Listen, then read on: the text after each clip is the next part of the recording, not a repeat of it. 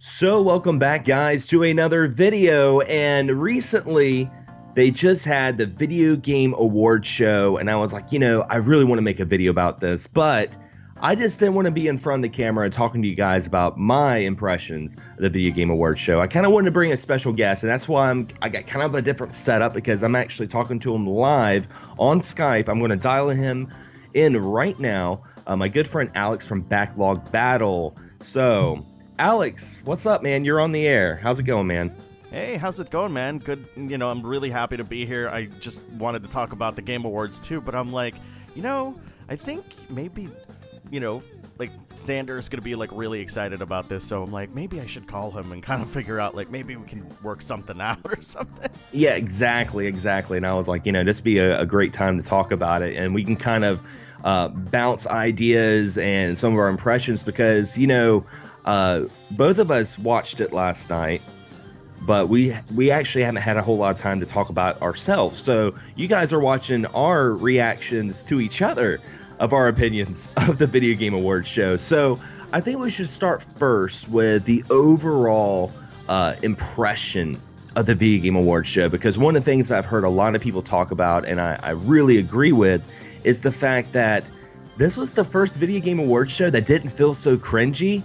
If that makes any sense? Yeah. I think that, Jeff Keighley has been trying desperately to kind of really legitimize, the Game Awards, and I don't think it's necessarily a bad thing, to be quite honest. A lot of people, kind of poo-poo it because it's a televised live Game Awards show, but I think the industry in general needs to have something like this in addition to E3, so that way, people don't have this vision of us just, hidden in our basements or whatever, the stereotype is for gamers. So this being in the forefront, I think, is a really good idea. But going back to what you said, it's really, the presentation was really crazy. They had, an orchestra, for crying out loud. That was nuts. Oh, yeah. Yeah, and you brought up a good point, because, a lot of us that are in the video games, we get kind of caught up in the hobby, and we don't really think of, there's people out there who are, in the video games that aren't in it full throttle like we are. And the Video Game Awards show has to kind of appeal to everyone, not just us, but also to people that, casually like video games. I mean, this is a great way for them to sell some of the games from the previous year. If someone hasn't been playing games for a while, they'd be like, oh, well, this is the best game of the year. This is the best indie title. This is what I'm going to pick up. So they got to kind of appeal to that as well.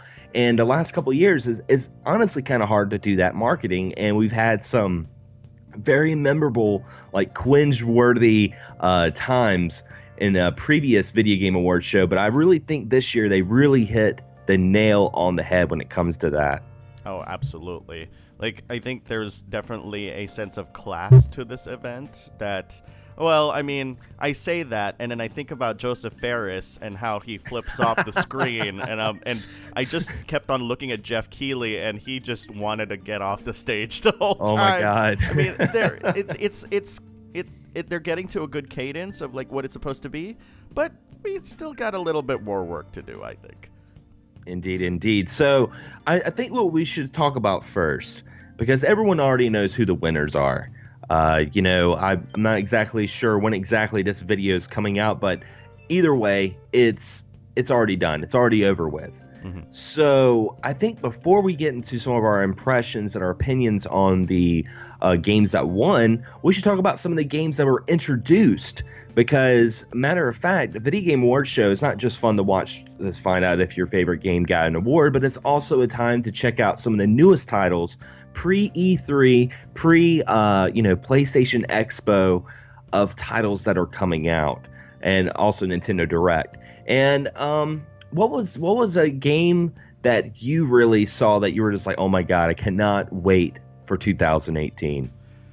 Well, Xander, you know that I like a whole bunch of games, so that it's just trying to nail one has been really difficult, because they did announce a whole bunch of different games, and some games that didn't even have years attached to them. I'm looking at you, Death Stranding.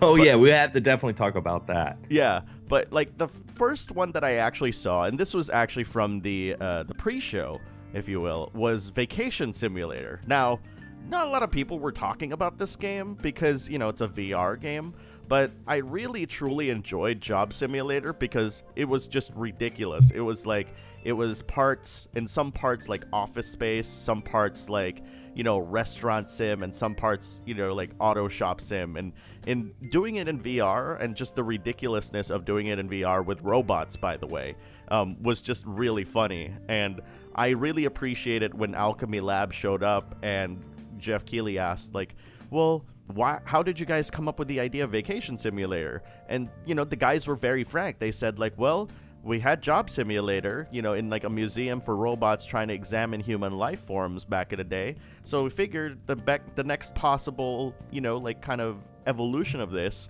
I guess pun intended, was Vacation Simulator. So that's certainly something that I'm going to keep my eye on for the next year or so.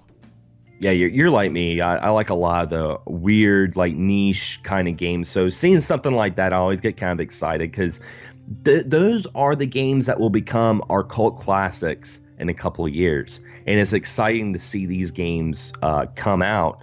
One of the games that really stuck out in my head that I was really excited about is I'm a huge Bayonetta fan. Ooh. And seeing Bayonetta 3 coming out to the Switch exclusively, and not just Bayonetta 3, but they're also re-releasing Bayonetta 1 and 2, and I think this is going to be really important, especially for some of the people who skipped out on the Wii U. They have a chance to play Bayonetta 2, which was a fantastic title, and they also have the new Switch with the Witch with Bayonetta 3. I am so excited about that. It's funny the way that you said you, like you added as if like you're insinuating that I missed it, which I did. I'm not, I'm not going to say anything bad about that.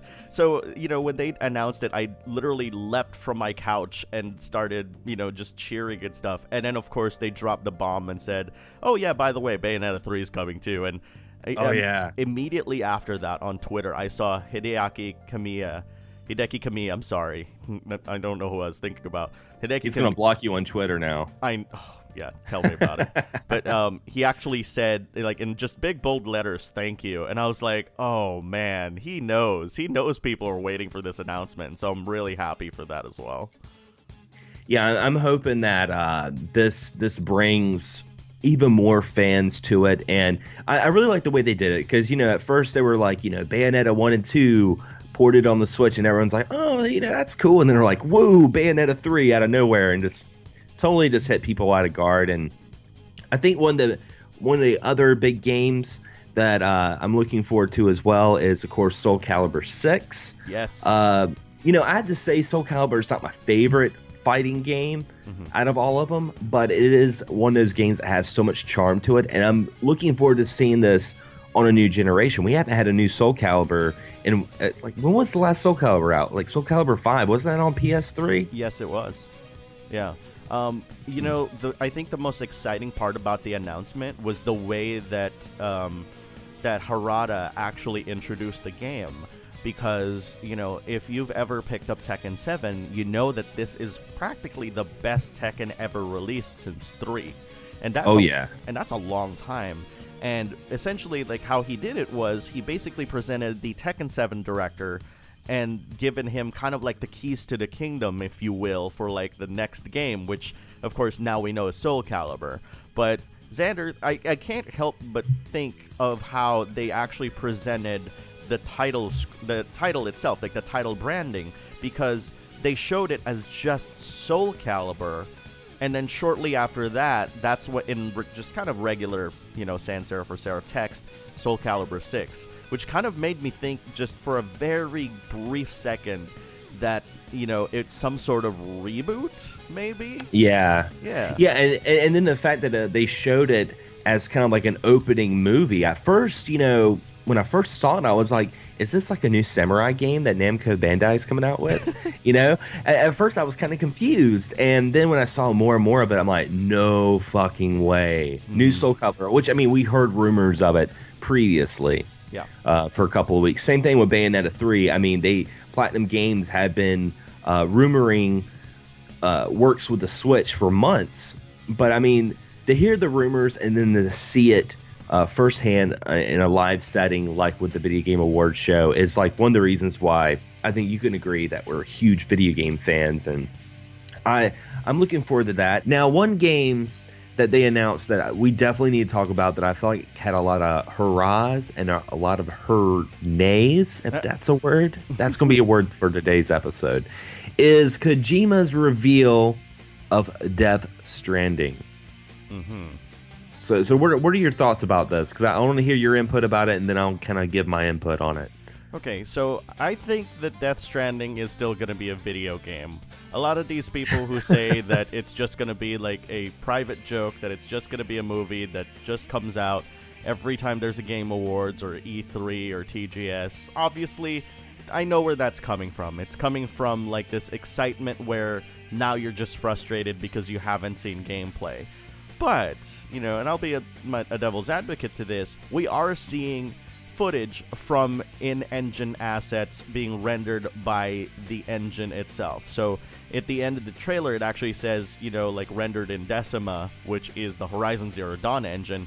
So I think we should kind of cut them a little bit of slack, especially since I think this is one of the first times that they've actually used the Decima engine to actually render the game itself. And, by all means, like, it actually looks really, really good, like, I don't know we've seen Horizon Zero Dawn and how it looks like. It can handle all the weather effects that they've showed and all the craziness they've showed in the trailer.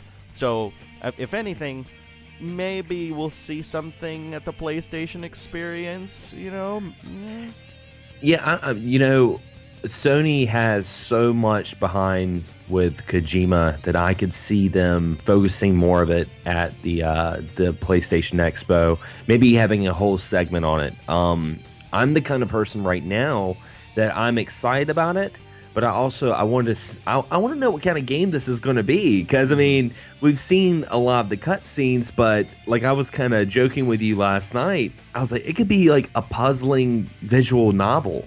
We don't know what it is yet. A lot of people see Norman Reedus and they connect that with the PT's demo, and like they're like, right, is it going to be survival horror, like first person? Is it going to be an action thriller? It's definitely going to have action in it, but we don't know exactly what Kojima's going to do to utilize the action that's being portrayed in this game, because Kojima has a habit of doing stuff without being in the norm. A lot of people talk about Metal Gear Solid, and they talk about PT or Snatcher, which Snatcher was a point and click adventure, a really good one. Mm-hmm.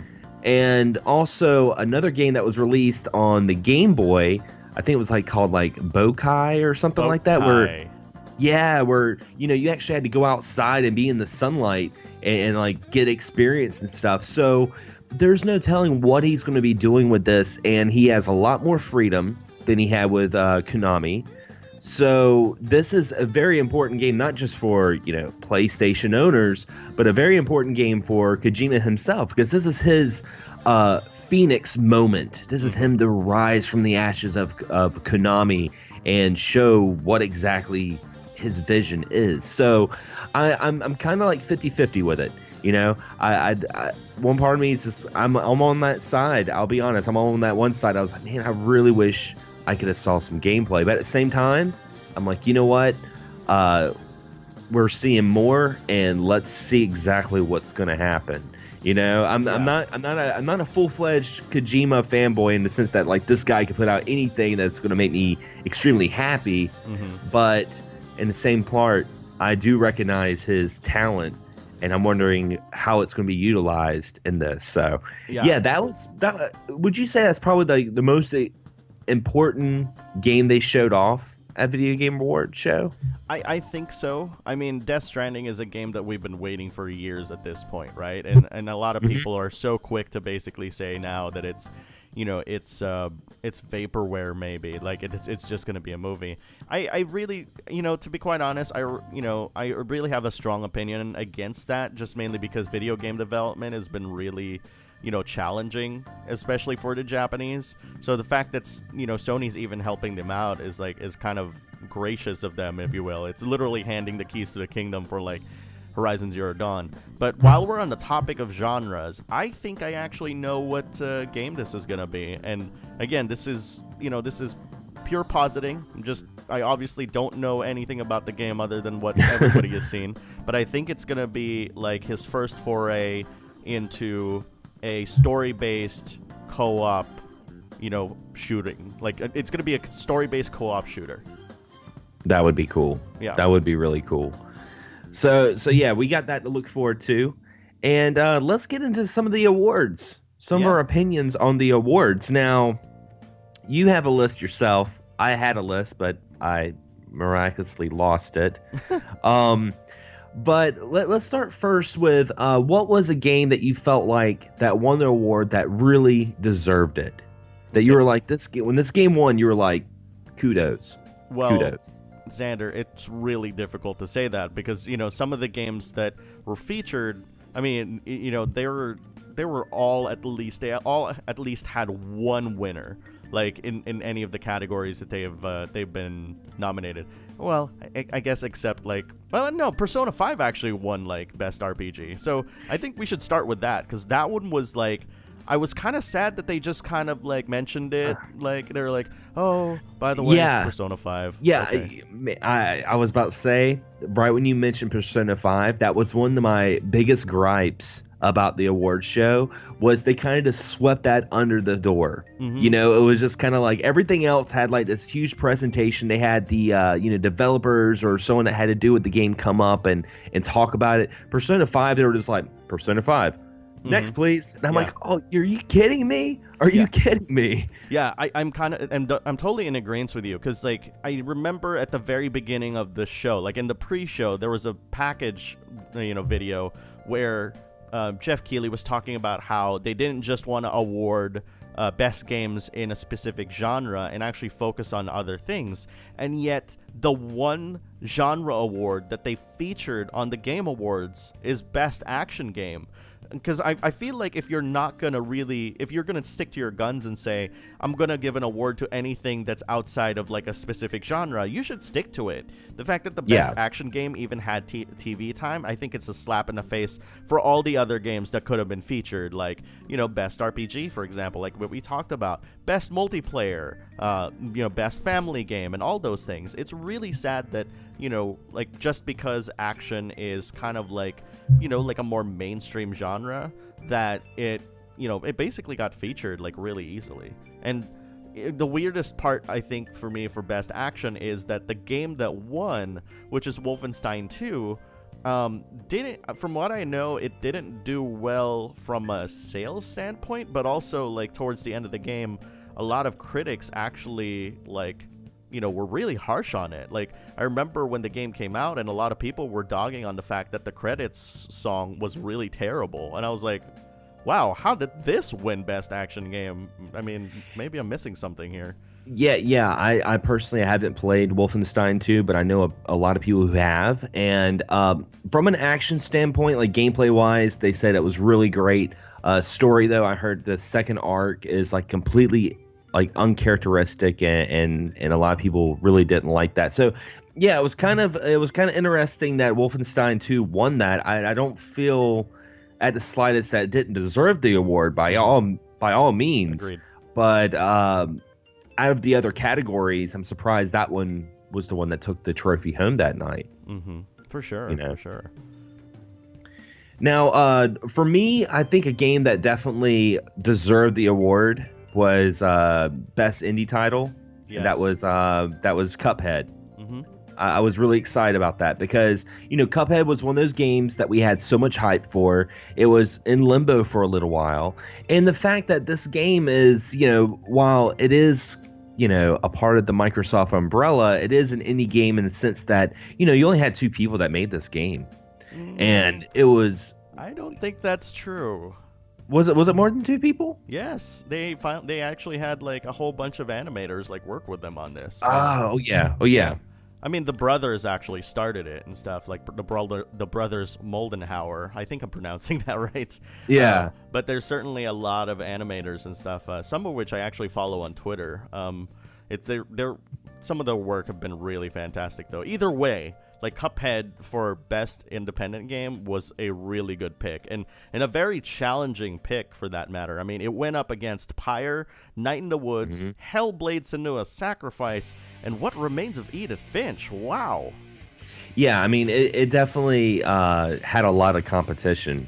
And I was like, wow, I'm glad to see it won because, like I said, it was one of those games that when it was finally coming out, I was like, I don't know if this is going to actually happen. You know, I mean, I knew it was going to happen, but then I was like, when it came out, I was scared I was going to have like too much hype and it just wasn't going to deliver. But thankfully it did. And to me, it could have gave Microsoft a new view of what their audience wants. You know, like Microsoft fans want more than just racers and shooters. Yes. You know, so that made me really happy. And Alex, what was an award that was one that you were like, man, this team definitely deserved this award?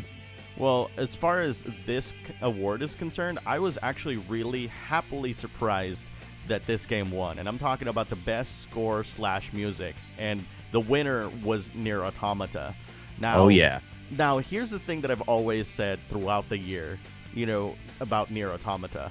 I'm really surprised that the guy who composed all the songs in Nier Automata is the guy who does the soundtrack for the Tekken series. Because if you listen to Tekken and you listen to Nier Automata, the styles are just completely different, which, you know, is a testament to the guy's skill, I think, for composition, right? But oh yeah. But moreover, we should actually even mention its competition because it wasn't a slouch by any means. You know, it was up against Destiny 2, Cuphead, The Legend of Zelda Breath of the Wild, Super Mario Odyssey, and Persona 5. 3 of those were in the running for Game of the Year this year. That's insane. Yeah, and you know, I have to say, I have not had a chance to play Nier Automata yet. I haven't had a chance to play it, but I have listened to the soundtrack. I do that sometimes. Sometimes before I even play a game, I'll listen to the music. And the music, yes, it is phenomenal. And I'm glad it won. I'm really, really glad. Now, speaking of winning, before we wrap up the show, we got to talk about the big gun. We got to talk about the big winner. And that was Game of the Year went to The Legend of Zelda Breath of the Wild. Mm-hmm. Now, what are your overall thoughts about this, Alex? Do you think this was like deserved? Do you think it was just kind of like, oh, this was kind of a given? Or what was your thoughts about Zelda winning the helm of Game of the Year? I thought it was going to be a given. I mean, personally, like I feel like all of the Game of the Year nominees have some sort of really, really, really good reason to be there, right? Even PUBG, where I've actually expressed on Twitter and I've said like it's early access and it shouldn't be there. It's got an impact, you know, in the year, right? Like it was like one of the most played like multiplayer games of its type, you know, and it's basically made a genre mainstream. I mean, I could talk about every single game here in detail, but I knew going into the Game Awards that The Legend of Zelda Breath of the Wild was going to be, you know, the industry darling, if you will. Yeah. Yeah, I mean, it's to me, it was hard for me to make that decision because I loved Zelda and I loved Mario. Like I felt like Mario was more of a safe route. You know, Mario to me was a much more polished game compared to Breath of the Wild. Breath of the Wild had some issues with it, you know, the weapon breaking and you know, stuff like that. But in my opinion, what it made Zelda win it was because it went completely out of the norm. It went completely in this rejuvenized way of what Zelda was that we knew. Because let's face it, Zelda, as much as we love the series, was kind of running the same formula. Every game was kind of like, all right, I got to get these items. I got to go through these dungeons. Where Breath of the Wild took that initiative and completely went a different direction. And to me, that really gave them the award and gratified. You know, I was like, okay, all right, they definitely deserve this award, because to me also this gives Nintendo a new look, because Nintendo's been going through a lot of changes, and this gives them more of a, okay, this is what we need to do. Because Nintendo to me is one of those companies that they will play it safe. They're very conscientious about stepping outside the mold in certain ways. Not with their consoles. Their consoles, they'll do whatever kind of gimmicks out there. But when it comes to games, they're like, well, we're going to play really safe. Mm-hmm. And you could tell they were doing a lot of out of their comfort zone with Zelda. And to see it win that award made me really happy. And it makes me very excited to see the future of not just new Zelda titles, but what are they going to do with these new IPs and extensions like Pokemon, Metroid Prime? What are they going to do with that? Because now, since they have that momentum and they have that notoriety, being like, okay, we have people behind us with these new ideas. Those ideas they always had as a back burner from maybe younger developers that they were like, oh no, that wouldn't work. Now it might work because they have the award to back it up, the notoriety from the gaming public. Absolutely. And I totally agree with you on all points. But I think, a lot of people might be a little bit sour that their favorite game might not win. I have to say this, and I feel like this is really important to note. The fact that these games, and I'm talking about, Super Mario Odyssey, PlayerUnknown's Battlegrounds, Horizon Zero Dawn, and Persona 5 were even considered as Game of the Year, just stands as a testament to how awesome 2017 is in general as a year in gaming. It's really, really cool.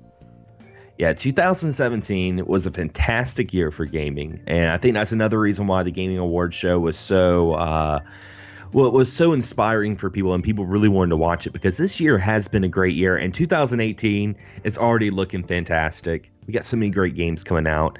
And before we close the show, I do want to thank you, Alex, for being on this kind of new format a little bit. This is something completely new for my channel. And for some people that are watching, where can they find your content? Because you have a really good podcast and YouTube channel. Well, thank you very much for that. You can find my content on youtube.com/mybacklogbattle. It's basically a channel where I basically post like these try-plays, which is a different kind of Let's Play that let us check out like the first moments of games. So if you notice like most game videos out there and reviews, they kind of pepper it with like different parts of the game. I feel that's kind of like too spoilery, so I kind of decided, hey, I'm just going to basically make like these videos where it just shows off, the first parts of it, because to me, the one thing that keeps me, like actually on a game is a good first impression. So that's try-play. Mm-hmm. And of course, I also have my podcast, which is the Backlog Battle Podcast, which has just celebrated its 200th episode. And I do want to thank you for that, Xander, for being a little bit of a part of that show, because I think, you and a whole bunch of other people who've been listening to it for like the past 3 to 4 years have really contributed greatly to the success of the show. And and I also post like these things called Backlog Battle Bits, which are kind of like Xander's videos here, where he talks about like anything and everything. And I'm kind of super excited because it's an open discussion format that I'm trying out, and a little bit apprehensive, but hey, it's, you got to take risks, right? Yes, exactly. And I mean that's what's made 2017 a great year for gaming in general, is taking risk. I feel like a lot of companies have done that. And for you guys that are watching, definitely check out my Backlog Battle. I have the link on the description below.